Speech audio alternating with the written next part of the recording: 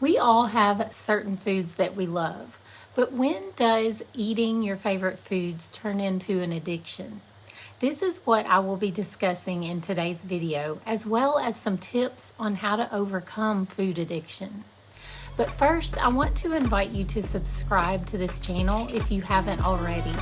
Each week I post a new video full of tips and information on how to prevent and heal disease holistically.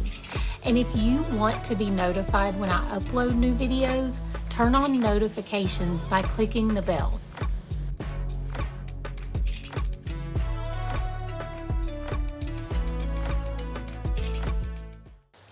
Despite trying to cut down on processed foods, you may find yourself eating them more often than you want to. Most people are aware by now that too much processed food is harmful to our health. So why do we continue to eat it? It's because it activates the pathway in the brain that relates to reward. The foods we think of as a reward are high sugar, high carb, and high fat foods. And these foods are fine to have now and then as a treat, but they become a problem when eaten every day.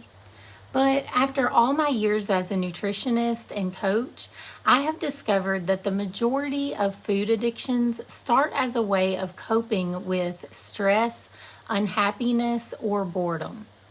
And even when life gets better for people, they have already made eating these foods a habit or part of their routine, which makes it a challenge to quit doing.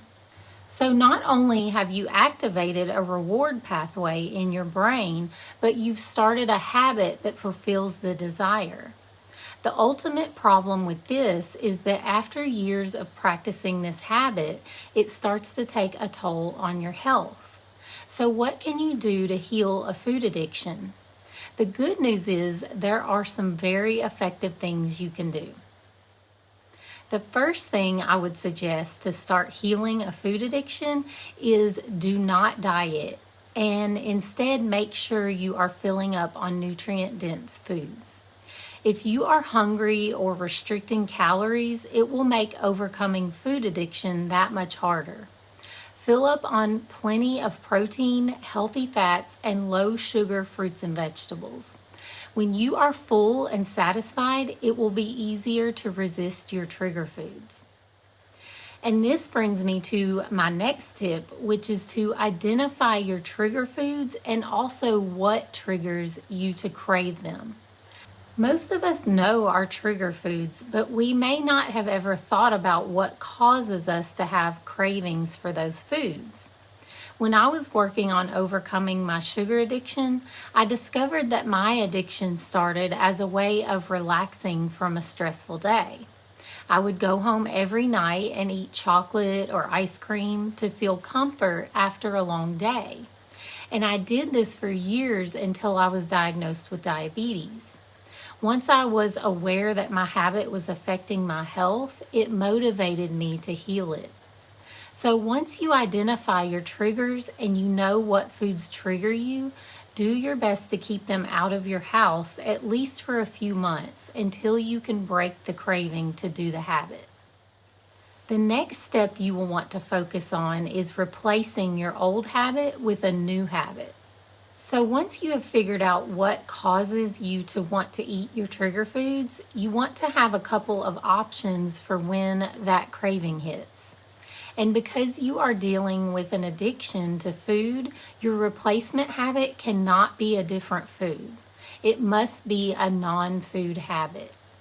One option is taking a walk when this craving hits, but I know that's not always possible, so some other options are reading, taking a bath, or playing with your kids or your dog.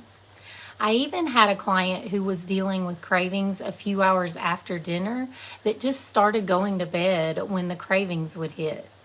Really anything that you enjoy and will get your mind off your food craving should work. And my last tip for healing a food addiction is to get support. First, let your family know and see if they are willing to support you by keeping your trigger foods out of sight. There are also support groups you can join, like Overeaters Anonymous and Food Addicts Anonymous. And you could even seek out a coach like me to give you personalized help with healing your food addiction. I have a few different options and levels of support, so if you are interested in learning more about them, click on the link to my website in the description box. You do not have to do this alone. Healing a food addiction is totally possible. If you can stick with these tips consistently for 1 to 3 months, you should see your cravings go away and your habit disappear. For many people, it takes several attempts, and that's okay. Don't give up. You will eventually get there.